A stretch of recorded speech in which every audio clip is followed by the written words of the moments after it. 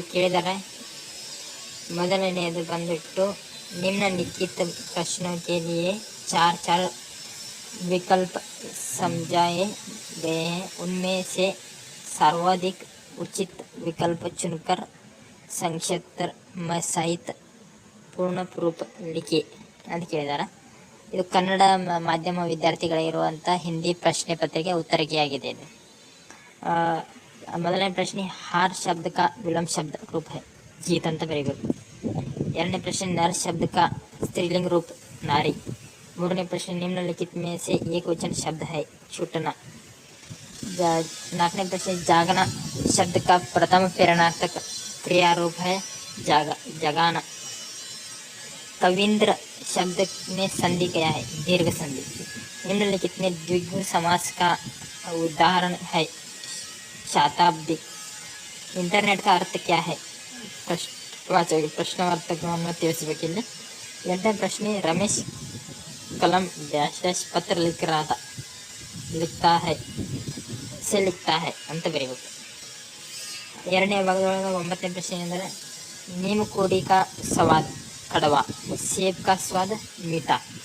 हतने प्रश्ने रेखा चित्र गिल्लू व्यंग्य रचना ईमानदारों का सम्मेलन में.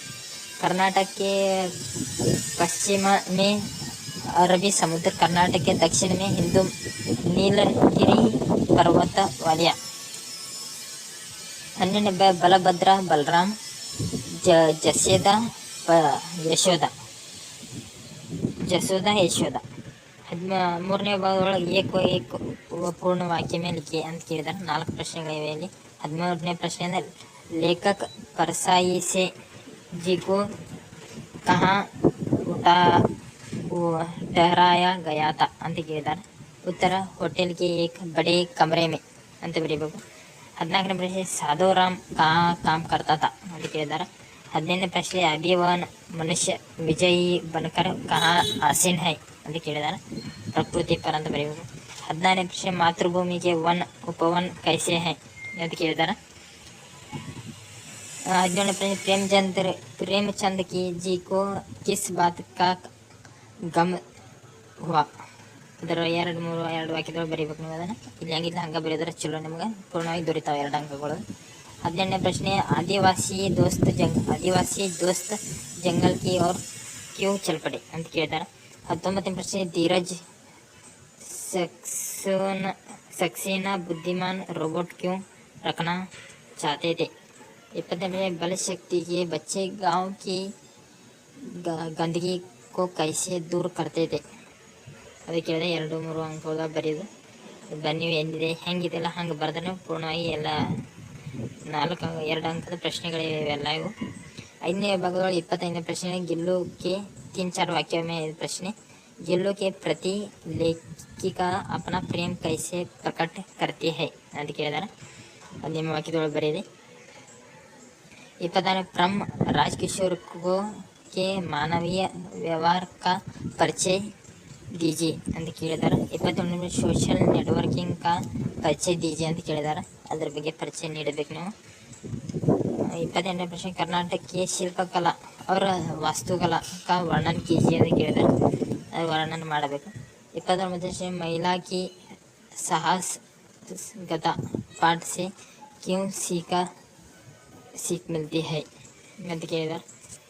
30ನೇ ಪ್ರಶ್ನೆ कविता में मातृभूमि की विशेषताओं का वर्णन कैसे किया गया था ಅದಕ್ಕೆ ಕೇಳಿದ್ದಾರೆ. ಅದರ ಬಗ್ಗೆ ಬರೀಬೇಕು.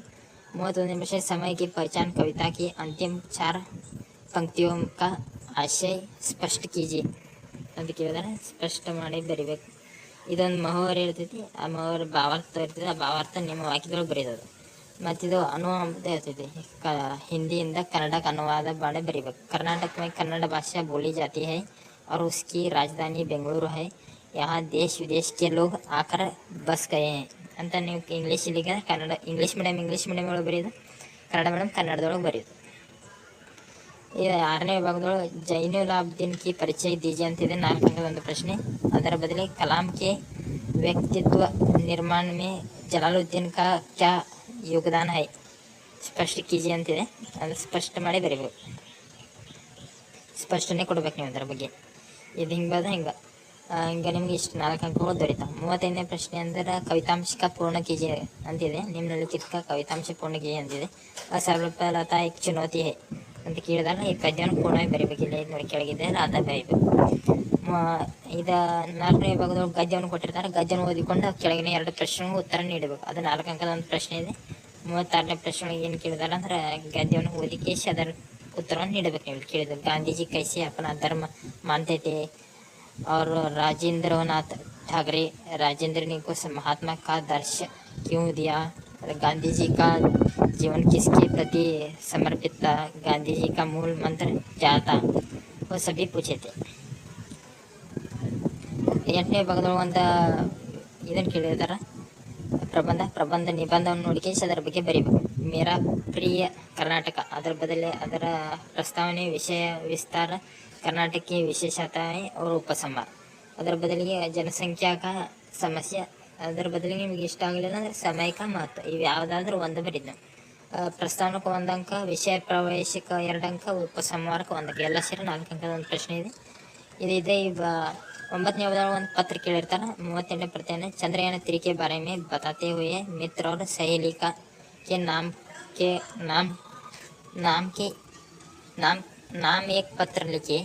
नाम एक पत्र लिखे अथवा बड़ी बहन की शादी में भाग लेने के लिए 3 दिन की छुट्टी मांगते हुए अपने प्रधान अध्यापक के नाम एक पत्र लिखे ಅಂತಿದೆ. ಯಾವುದಾದ್ರೂ ಒಂದು ನೀವು ಬರೆದು ಏನು ಬರೆದು ಅಂದರೆ प्रेषक का पता, पत्र बोलने वाला का पता, विषय संबोधन, पत्र का कलेवर, समाप्तिಗೆ ಎಲ್ಲ ಸೇರಿ 2 ಅಂಕ ಅರ್ಧ ಅಂಕ ಇದೆ.